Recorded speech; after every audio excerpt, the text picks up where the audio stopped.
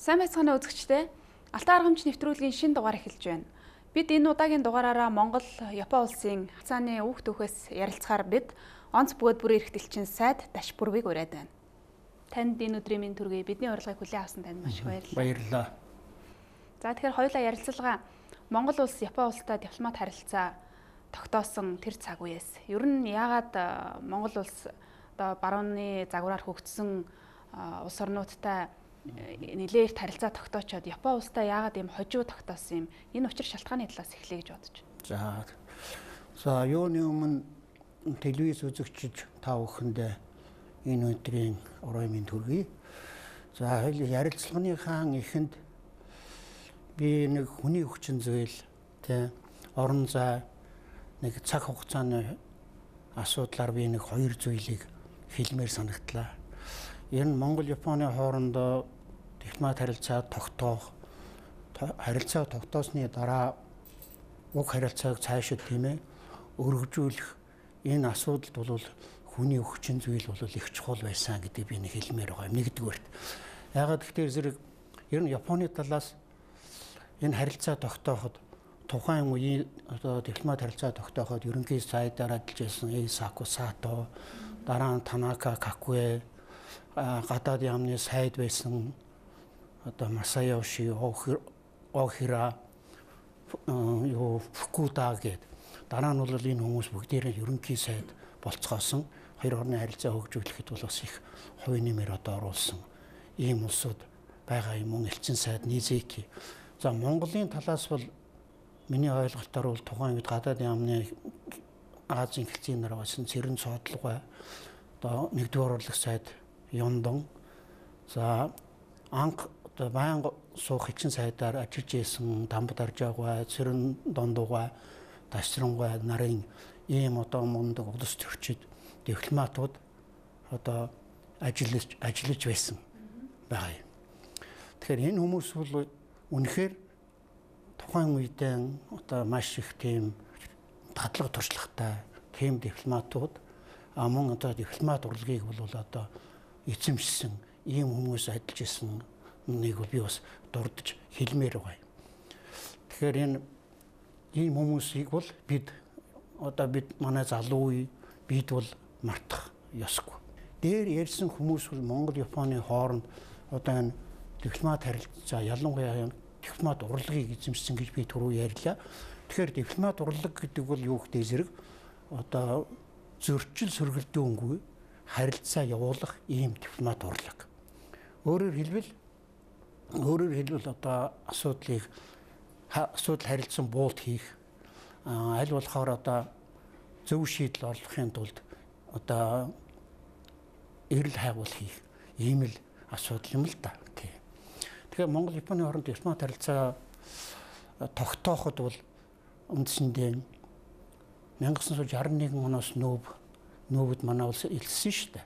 Тэрнээс хойш бол 10 гаруй жил хоёр орны хооронд бол дипломат харилцаа үнэхээр одоо тогтоож чадахгүй. Одоо өөрийн чи ярьдгаар бол энэ бас урт хугацааны асуудал болсон. Тэр үед одоо хоёр тултай бодлого тийм үү зөвлөлт Америкийн хооронд хүйтэн энэ одоо ийм улс төрийн ийм олон улсын нөхцөл байдал бол нэгдүгээрт байсан харилцаа ойртоход. Хоёрдугаарт бол Монголын тал Японоос дайны төлбөрийн асуудлыг хөндөж тавьсан. Энэ дайны төлбөрийн асуудыг бол хамгийн төвөгтэй манай дипломатуудын хувьд бол асуудлыг хэрхэн шийдэх вэ гэдэг дээр бол хоёр тал нэг их хүч хөдөлмөр гаргасан байдаг. Тэгэхээр сая би дээр ярьж дипломат урлаг гэдэг дээр. Тэгээд эцсийн эцэст 10 гаруй жилийн дараа 1972 оны одоо 2 дугаар сарын 24-нд бол хоёр орны хооронд одоо дипломат харилцаа тогтоосон ийм түүхтэй. Олон хүчин зүйлийг давж байж тийм ээ. Тийм. Олон хүчин зүйлийг одоо давж байж энэ одоо харилцаа одоо тогтоосон байгаа.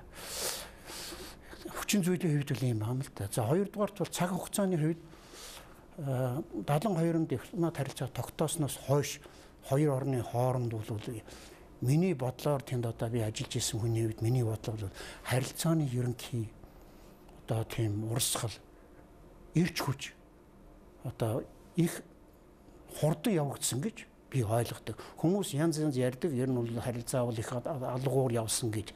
Тийм бол би биш гэж боддог. Яагаад гэвэл 72 онд дипломат харилцаа тогтоогоод тэр жилдээ харилцан элчин сайд нараа солилцсон. 73 онд элчин сайд яам маа харилцан нээлээ. Одоо анхны элчин сайд амд орж явгаа Японд очоод эзэн хаанд бол нэг 20-ын чоноогүй эзэн хаанд итгэмжлэгч ухаан барьсан байдаг. Тэгэхээр хаантай оронд ер нь итгэмжлэгч ухаачийг барихад бол тодорхой хэмжээний хугацаа шаардлагатай. Тэгэхээр харилцаа хөгжүүлэхэд энэ хоёр талын ийм хүчин чармайлтвал маш их байсан гэдгийг бол бас энэ дээр хэлмээр байгаа юм л да, цаг хугацааны хувьд. За олон хүчин зүйл олон улсын харилцааны нөхцөл байдал гээд уялдаад харилцаа бол нэлээд хожуу тогтоосон. Гэтэл тэрнээсээ хойш 90-ад оны хүртэл 72 оноос хойш 90-ад он гэдэг бол бас баггүй хугацаа тийм ээ. Энэ хугацаанд бас харилцаа төдийлөн сайн хөгжиж чадаагүй, хязгаарлагдмал төвшөнд байсан гэдэг ийм зүйл бол одоо хоёр орны харилцааны түүхэнд бол бичээстэй байдаг. Тэгэхээр ер нь элчин сайдын яамд Токиод нэгдээд гол чиглэл зорилго тухайн улсын манай Монгол улсын гол чиглэл зорилго юу гэхээр одоо өндөр хөгжилтэй Япон оронтой юуны өмнө эдийн засгийн хамтын ажиллагааг тийм юуны өмнө хөгжүүлэх ийм асуудал одоо тулгамдсан зорилт болж тавигдсан л да. Тэгэхээр одоо тухайн үеийн элчин сайд одоо тэр дипломатууд бол үнэхээр энэ асуудал бол гол хүчин зүйл одоо гэж үзэж ирсэн. Тэгээд нэвтгэмжлэгч ухчхан бариад 5 хоногийн дараа бол одоо хоёр орны хооронд эдийн засгийн хамтын ажиллагаа хөгжүүлэх тийм ээ худалдааны одоо үлэмж таалантай нөхцөл бий болгох, соёл, боловсрол, за шинжлэх ухааны техникийн салбар хамтран хамтын ажиллагаа хөгжүүлэх гэх мэт ийм олон ийм томоохон агуулгатай ийм нот бичгийг гадаад яамны орлог сайдад 10 Японы одоо хөрөнгөөр Улаанбаатарт юм Монголд барьж болох ийм одоо объектууд 15 объектуудын одоо жагсаалтын хамт ингэж одоо гардуулсан түүхтэй. Ингэж бол хоёр орны хооронд бол юуны эдийн засгийн хамтын ажиллагааны анхны албан ёсны бичиг нот ингэж солилцсон ийм түүхтэй л дээ. Тэгэхээр энэ бол ерөнхий харилцааны хувьд аажуу явсан боловч хоёр талын хүчин чармайлтаар бол миний ойлголтоор бол бас харилцаа боломжийн хэрээр хоёр талын хүчин чармайлт ийм шаттай явж исэн. Тэгэхээр 74 оныг би жоохон онцлоод байна л да. 74 он жишээлбэл хоёр орны хооронд юу соёлын одоо харилцааны протоколч гэж ярьдаг, хэлэлцээрч гэж ярьдаг энэ бичгт одоо 74 оны 9 сард нот бичиг гарын 9 сард. Энэ бол бас том үйл явдал шүү дээ. Тухайн үедээ хоёр өөр системтэй хоёр улсын хооронд одоо иймэрхүү шатраатай хурдан арга юм бэ. Түрүүн би одоо тэр нотны тухай ярьлаа шүү дээ. Энэ нотны хариуг мөн Японы тал бол цаг алдалгүй 2 сард хариулсан юу өгсөн нотны хариуг 6 сард манай талд өгч ирсэн. Нотын агуулгыг бол Японы тал болох нааштай хүлээж авсан. Ингээд ер нь эдийн засгийн хамтын ажиллагааны асуудал бид судалж үзье гэд мөн оны 8 сард бол Японы эдийн засгийн хамтын ажиллагааны анхны төлөөлөгчд Монголд ирсэн юм түүхт. Энэ эдийн засгийн хамтын ажиллагааны энэ 15 объектын асуудал бол үндсэндээ тухайн үедээ бол бас л бэрхшээлтэй. Манайд 15 объект барьж байгуулж нүдгүүд Японы хувьд нэгдүгээр хөрөнгө мөнгөний хувьд хоёрдугаарт ер нь зам тээвэр олон асуудлаар бол энэ бол боломжгүй. Тэгээд хоёр тал дахиад одоо асуудлыг эв зүгээр төрөний дээр миний ярьдаг эв зүгээр зохицуулаад ерөөсөө тийм нэг л үйлдвэр дээр тэмээний ноос тийм ямааны ноол боловсруулах тийм говь компани одоо бидний сайн мэддэг одоо говь компаниадыг одоо барьж байгуулъя гэж ингээд хоёр тал шийдэл хүрээд ер нь хэлэлцээр бол нэг 5 үе шаттай явагдсан байдаг. 5 үе шаттай явагдсан байдаг. Ингээд 1977 оны 3 сарын 17-нд бол эдийн засгийн хамтын ажиллагааны хэлэлцээрт гарын хэсэг зураад одоогийн бидний сайн мэддэг энэ говь комбинат одоо 1981 онд ашиглалтанд орсон ийм түүхтэй.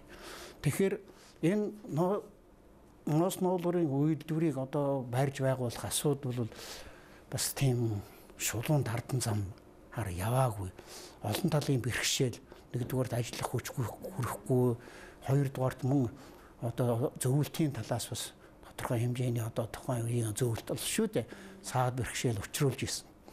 Энэ тухай бол манай гадаад яамны нэгдүгээр урлагч сайд байсан одоо Юндонгой бол манай Ахмад одоо маш туршлагатай олон жил энэ ажлыг хийсэн энэ дипломат хүн өөрийнхөө дурдгал бичсэн байт. Жишээлбэл 1978-аас одоо 79 онд бол одоо Нахутка гэж одоо зөвлөлтөөр дамжиж ирж исэн да галт тэргээр. Одоо тэр бол 6-7 сар саатсан. 79 онд байна уу да 10 тонн одоо ачаа алга болсон гэх мэт. Ийм бэрхшээлүүд байсан боловч хоёр тал бол энэ асуудал дээр бол ингээд анхаарч иймхүү 81 онд ашиглалтанд орсон ийм төвхт. Манайх одоо өрөндийн загвараар хөгжсөн Японтой эдийн засгийн харилцаагаа өргөжүүлэхээр зөвлөлтөөс бас хязгаартай тийм ээ. Нөгөө талд бас Японы хувьд манайхтай зөвлөлтийн бас нөлөөнд нэг бүлд яваа Монгол улстай барууны загвараар хөгжсөн Япон харилцах гэхээр бас ард нь Америкийн нэгдсэн улс гэдэг холбоотны харилцаатай энэ улсын одоо улс төрийн нөлөө бас байсан баг. Тийм ч учраас Япон одоо эдийн засгийн харилцааг манайтай хөгжүүлэхийн тулд бол хязгаартайгаар явуулж байсан гэдэг ийм хязгаар гэдэг нэг зүйл яригадаад байдаг л да. Тэгэхээр энэ нь яаж илэрч байсан бэ? Тэгэхээр Япон орн бол одоо тухайн үедээ одоо ч гэсэн тийм Америкийн нэгдсэн улсын одоо холбоотон хамгийн ойр дотн эдийн засаг улс төр аюулгүй байдал олон асуудлаар бол нягт холбоотой. Мэдээж хэрэг Япон улс бол Монголтой дипломат харилцаа тогтоох энэ асуудлаар бол мэдээж хэрэг тухайн улсууд мөн зөвлөлдөж л байсан. Манай тал бол одоо зөвлөлт холбоот улстай бол мөн зөвлөдөж байсан. Энэ хоёр тултай бодлогын тэргүүлэх хоёр хүчин бол олон асуудлыг одоо тухайн үед одоо үнэхээр шийдэж байсан. Одоо анхны элчин сайд Дамбударж явгаа одоо Японд элчин сайдаар ингээд явахынхаа өмнө 73 онд зөвлөлтөд очиж одоо туршлага судлах нэхвүлээ. Одоо янзын ер нь Японтой яаж харилцах уу гэсэн асуудлаар одоо чиглэл авч исэн байх жишээтэй. За би зүгээр нэг нарийн баримт фактыг бол би мэдэхгүй. Мэдээж Япон бол мөн Америкийн нэгдсэн улстай энэ асуудлаар бол бас тодорхой хэмжээнд бол зөвлөдөж ярьж байсан нь бол ойлгомжтой. 20 дугаар зууны сүүл үеэр бол Япон улс данд бууж өгөөд Америкийн нэгдсэн улстай холбоотны гэрээ байгуулад одоо өрнөдийн загвараар хөгжих тэр замыг сонгосон тийм ээ. Тэгэхээр энэ үүднээс Монгол улстай эдийн засгийн харилцаагаа хөгжүүлэхэд тийм ээ ард нь бас Америкийн нэгдсэн улсын манайтай харилцах гэсэн одоо шууд бус нөлөө Японоор дамжиж манад ирсэн гэдэг ийм зүйл бол одоо дипломатуудын дурдтгалд бол маш их байдгийн байна лээ. Энэ талаас та яриач.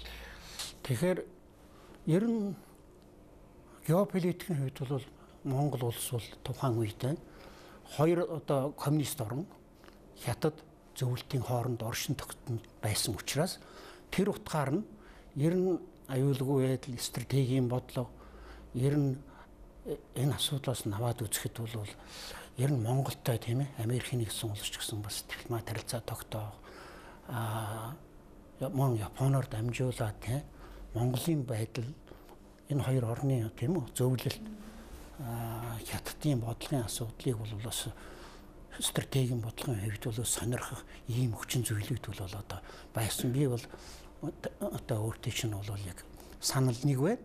Таныг одоо тэнд Японд Монгол улсаа төлөөлж ажиллаж байхад ийм зүйл хэр мэдрэгдэж байв? Ер нь бол Японд бол энэ асуудал бол одоо мэдрэгдлгүй яах вэ? Ер нь ийм хоёр тултай бодлогын хүрээнд л харилцаа явж ийлээ шүү дээ. Ялангуяа энэ одоо Америкийн нэгдсэн улстай Японы хооронд бодлогын чанартай гэж үзэх юм бол шүү дээ. Монгол гэхээсээ тийм хятадын хүчин зүйл бол маш их байсан гэж би боддог. За манай улсын хувьд бол одоо Япон улстай харилцаа бол дипломат харилцааны түүхэнд бас маш онцлог. Яагаад тэгэхээр Япон улсын хувьд бол Монгол улсын зах зээлийн эдийн засагт шилжсэн тэр одоо шилжилтийн цаг үе тийм ээ хөгжилд оруулсан хувь нэмрээрээ бас дэлхийд тэргүүлэгч орнуудын нэг шүү дээ.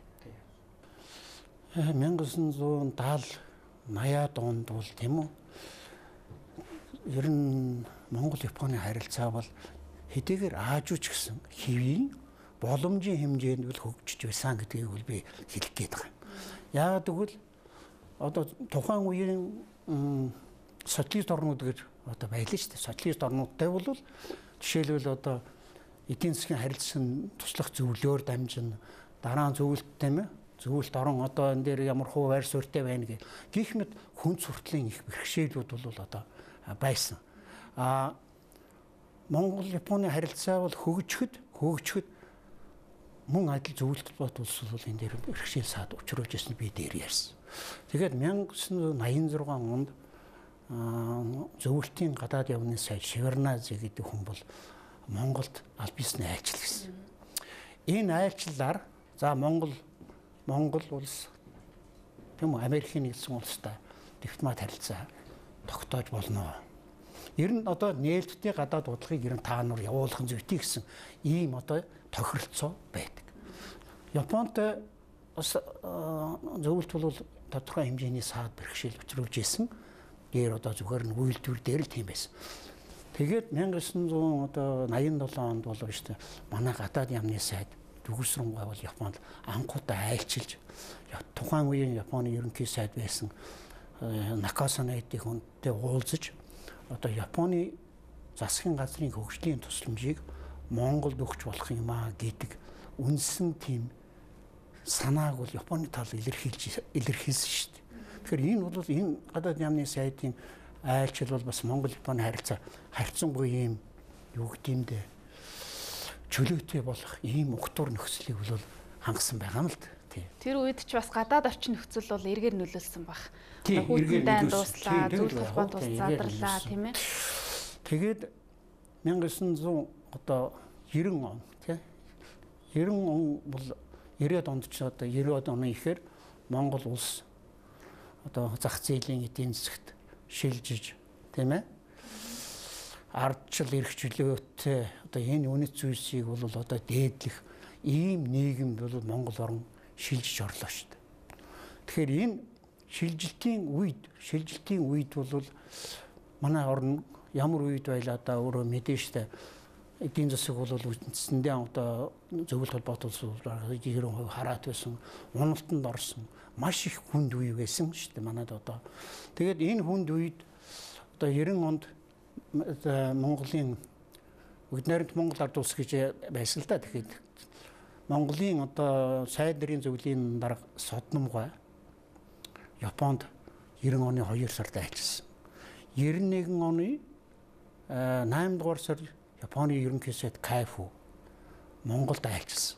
Тэгэхээр айлчил бол одоо баруунаас Монгол улсад засгийн газрын тэргүүний түвшинд айлчилсан анхны айлчил. Тийм Кайфу ерөнхий ямар их ач холбогдол өгж байсан эндээс бас харагдаж байна. Тэгэхээр Монголын тал Японы тал ба шүү дээ. Ер нь харилцаанд асар их ач холбогдол өгч ирсэн байгаа юм.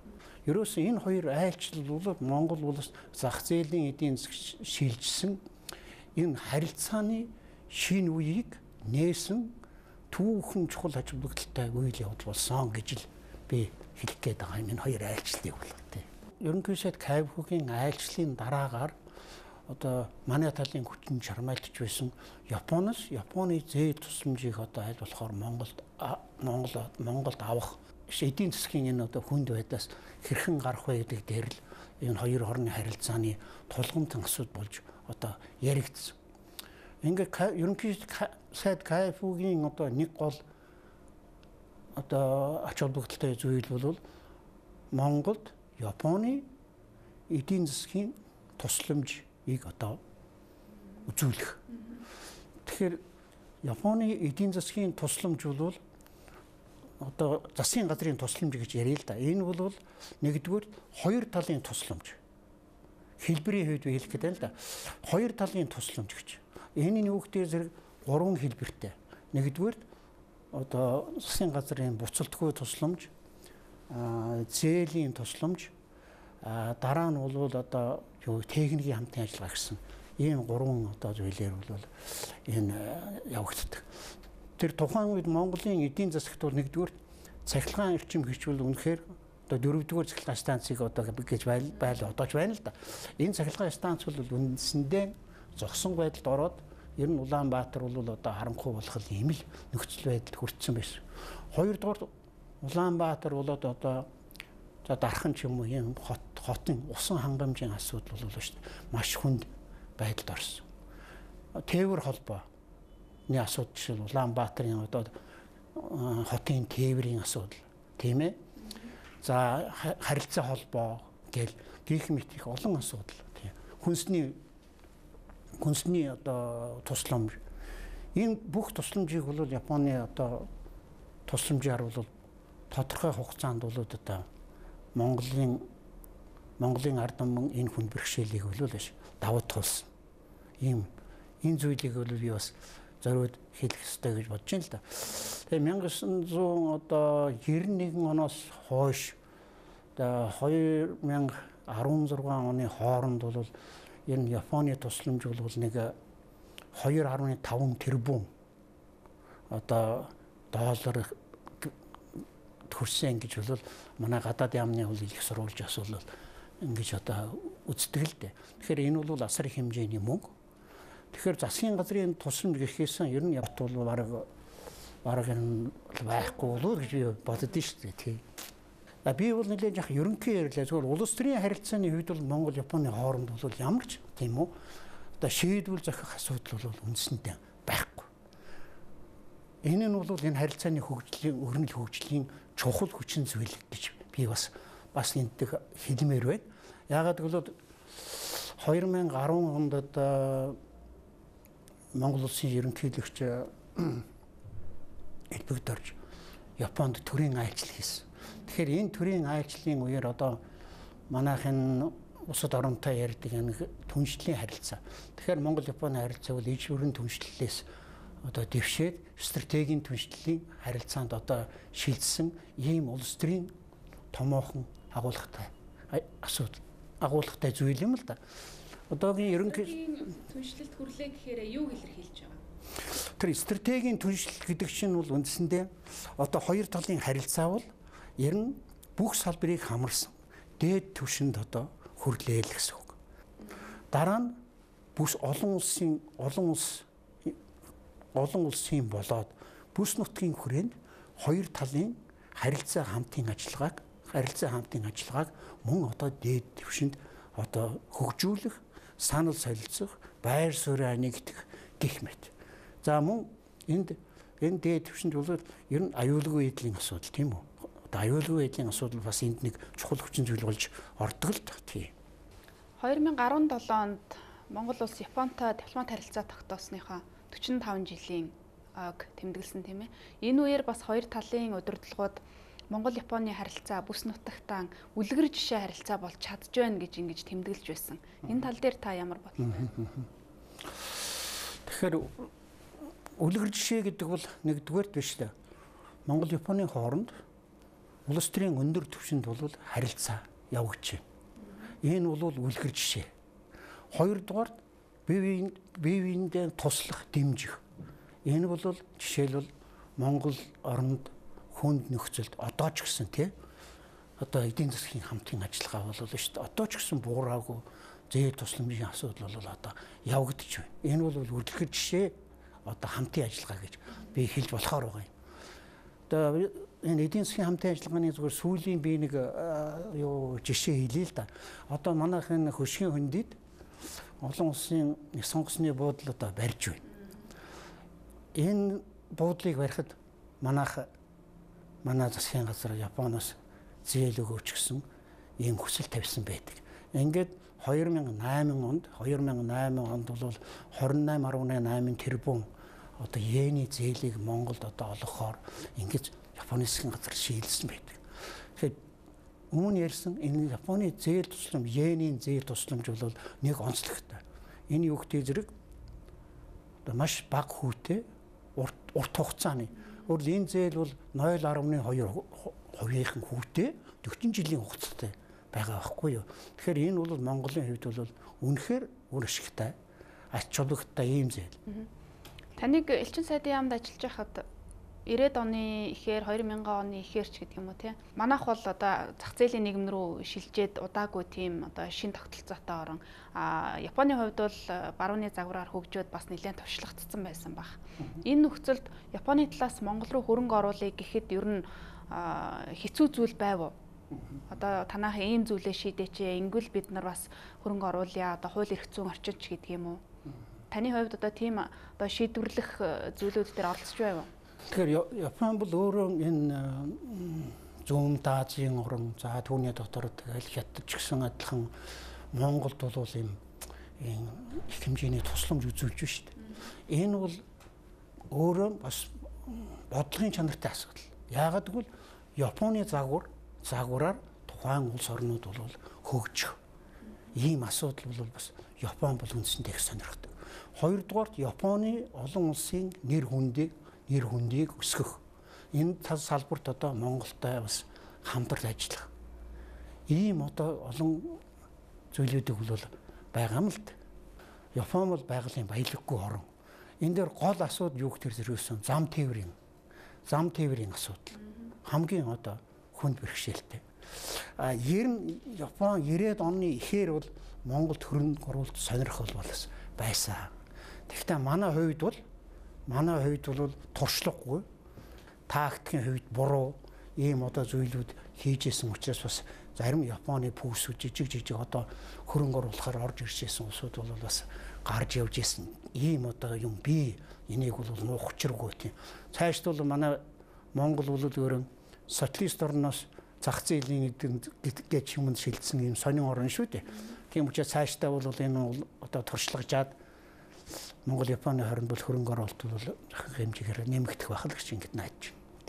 Тэр яг энэ ойлголцохгүй байгаа зүйл дээр хамгийн гол гаргалгаа гаргадаг хүмүүс бол дипломат албаныхан байдаг шүү дээ. Тэгэхээр та нарын хувьд тэр үед бас одоо ойлголцохгүй байгаа хоёр талын бизнесийн хүрээнийхний хооронд тийм ээ тэдэнд хоёр талд нь аль алинд нь ашигтай тийм одоо хамтын ажиллагааг өрнүүлэхэд ямар хувь нэмэр оруулж байв? Тэгэхээр одоо хувийн хвшлийнхэн одоо Японтой харилцаа хөгжүүлэх тийм ээ Японы хөрөнгө оруулалтыг татах тийм сонирхол бол бас их байна. Гэхдээ өнөөдөр бол миний харж байгаагаар бол цаг нь арай болоогүй юм шиг харагдаад байгаа юм. Ер нь одоо Токиод Элчин сайдын яам за манай одоо гадаад яам за сангийн яам ингээд янзын шугамар бол одоо байна шүү дээ. Янзын шугамар одоо олон арга хэмжээ зохиож байна. Одоо Японы эдийн засгийн байгууллагатай хамтарч одоо хөрөнгө оруулалтын асуудалаар уулзалт семинар зохион байгуулах гэх мэт тийм олон ажил зохиож штэ. За мөн одоо Японтой жишээлбэл аль болохоор Японтой худалдаа өргөжүүлэх, худал төлөвлөлтийг нэмэгдүүлэх гэж одоо 2016 оноос тийм ээ эдийн засгийн түншлэлийн хэлэлцээр байгуулаад ажиллаж байна.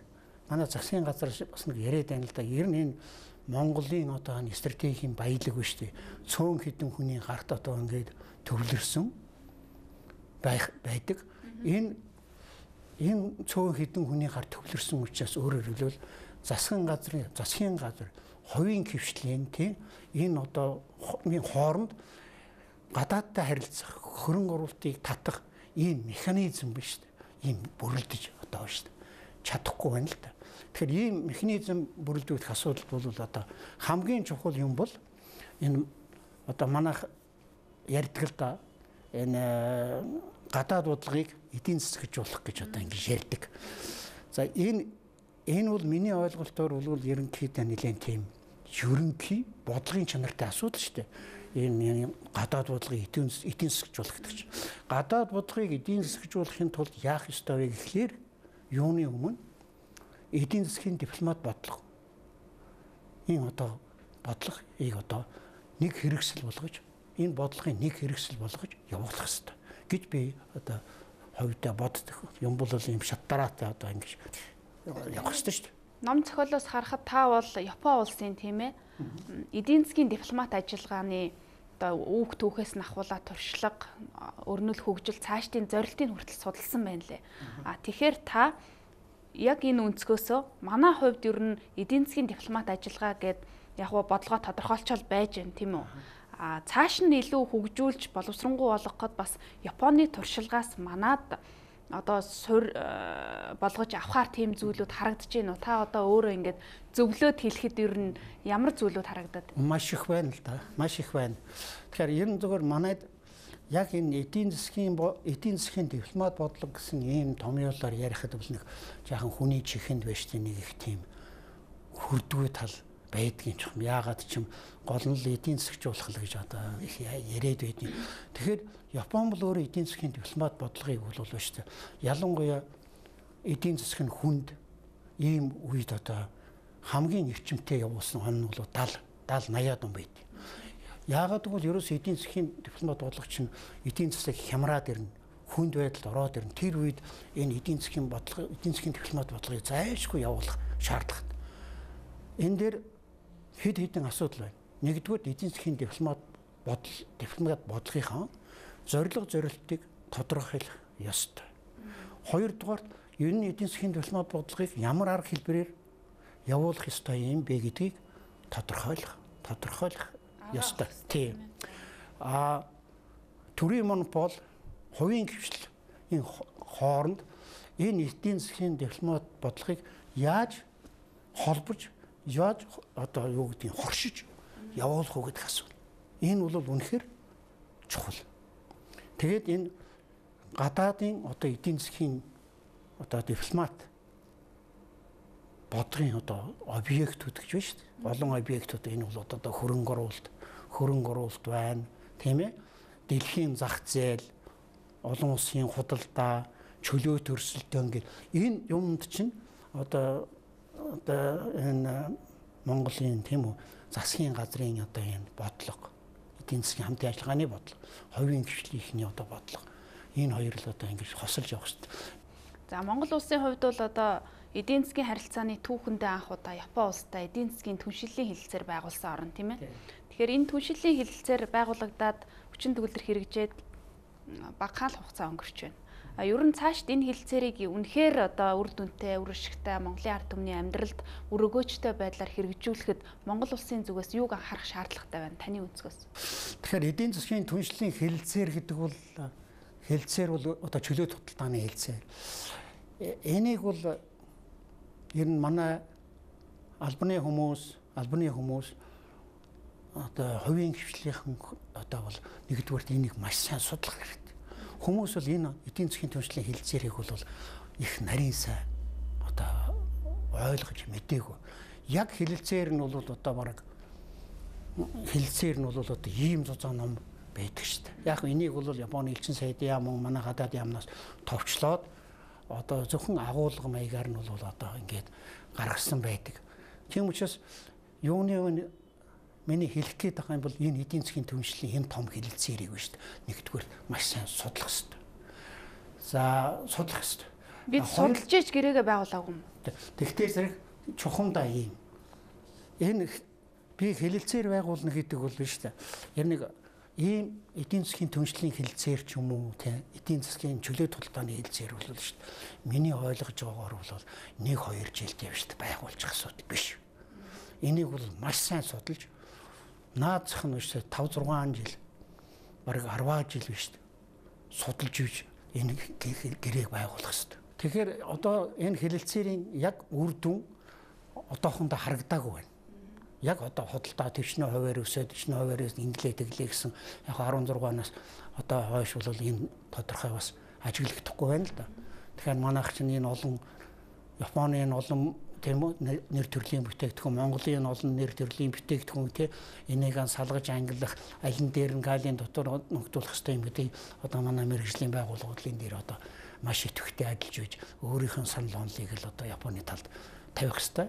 Тэгэхээр энэ асуудал бол одоо миний ойлголтоор бол манай гадаад яамны эдийн засгийн хамтын ажиллагааны газар сангийн яам бий бол жоохон хол байна. Энэ асуудлаар бол одоо ойр дотн чөлөөтэй ажиллаж байгаа гэж би ингэж ойлгож байна. Танаас би нэг чухал зүйл асуумаар байна л да.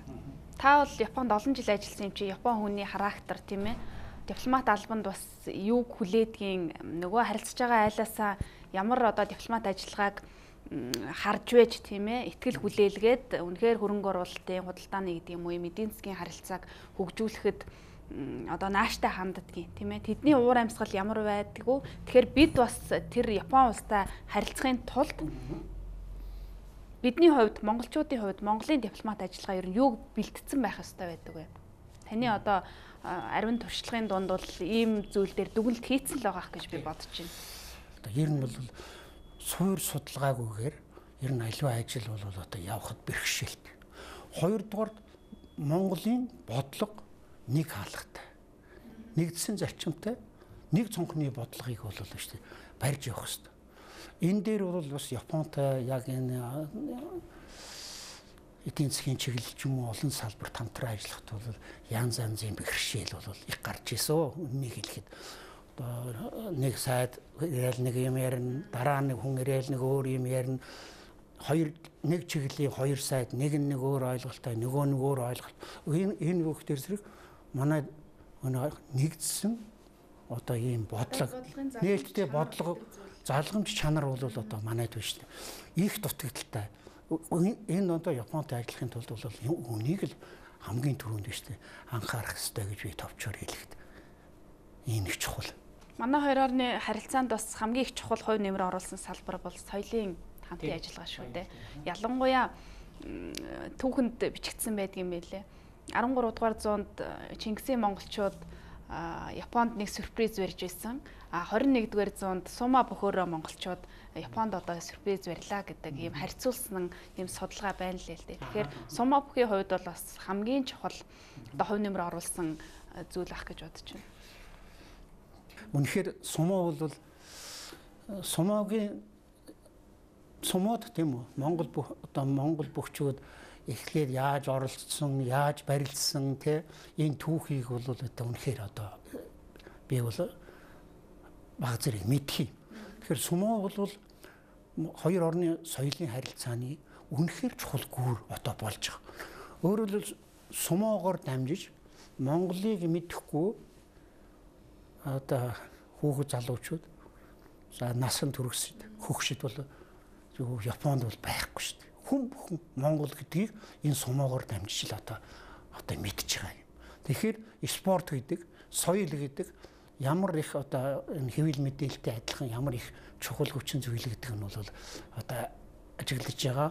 За та битүүрийн ярилцлага энд хүрээд өндөрлөж байна. Бидний урилгыг хүлээн авч маш сонирхолтой яриа өрнүүлсэн Элчин сайд танд маш их баярлалаа. За баярлалаа. Манай Монголын үндэсний телевиз энэ алтан аргамж гэдэг ийм одоо сайхан нэвтрүүлэг одоо явуулж манай Монголын ард түмэнд одоо ийм их чухал одоо мэдээлэл өгж байгаад бол одоо миний хувьд бол маш их баярлалаа. Үзэгчдээ алтан аргамж нэвтрүүлгийн энэ удаагийн дугаараар бид Монгол-Японы харилцааны сэдвийг онцоллоо. За Монгол-Японы харилцааны талаар бид онц бөгөөд бүрэн эрхт элчин сайд Дашпүрвтэй ярилцлаа. Бидний хөтөлбөрийг сонгон үзсэн үзэгчид та бүхэндээ баярлалаа. Дараагийн шинэ дугаараар уулзтлаа. Түр баяртай.